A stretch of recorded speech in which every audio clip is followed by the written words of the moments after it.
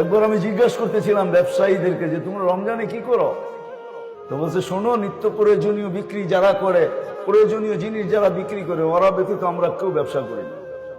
কেন? রমজান তো আখেরাত কামানের মাস, দুনিয়া কামানের মাস না। আমরা তো 11 মাস কামাই, 1 মাস কামাই না। তো জিজ্ঞাসা করলাম নিত্য প্রয়োজনীয় জিনিসের দাম কিরকম হয়? তা আমাকে বলতেছে তোমাকে মুফতি মানাইলো কে? তুমি কেন? নিত্য প্রয়োজনীয় জিনিস আমাদের দেশে আমরা গরিব হইতে পারি, যারা বিক্রি করে এরা 1 মাস কোনো মুনাফা নেয় না। আমি বললাম কেন? কেন তুমি হাদিসে পড়ো না মুআসাত, সহানুভূতির মাস, আমরা গরিব, আল্লাহ ওয়াদা করছে যে সহানুভূতি দেখাবে রমজানে কর্মচারীর সাথে আর মানুষের সাথে, আমার বান্দাদের সাথে, তার জন্য জান্নাত লেখা দিবে।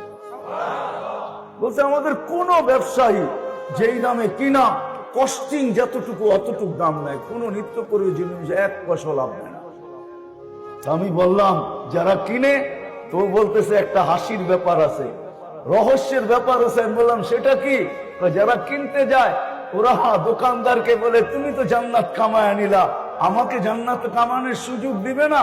তুমি যখন আমার সাথে সহানুভূতি দেখাইলা, তুমি 1 পয়সা লাভ নিলা না, তো আমি এই টাকাটা তোমাকে হাদিয়া দিয়ে সহানুভূতি দেখাইলাম, আমিও জান্নাত পেতেছি। বলেন লাভ বেশি পায় না কম পায়? হয় আমার জাতি যদি বুঝতো,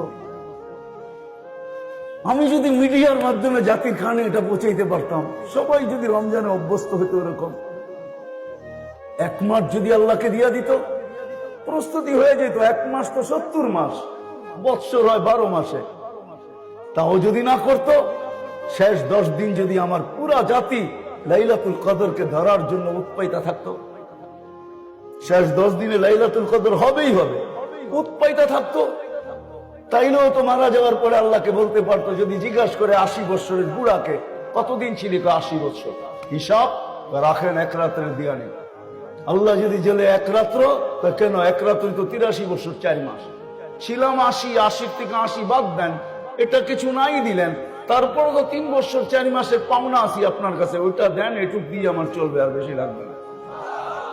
যুক্তি তো ছিল, কে প্রস্তুতি নিতেছে বেশি, কিন্তু আল্লাহ চায় না। আসেন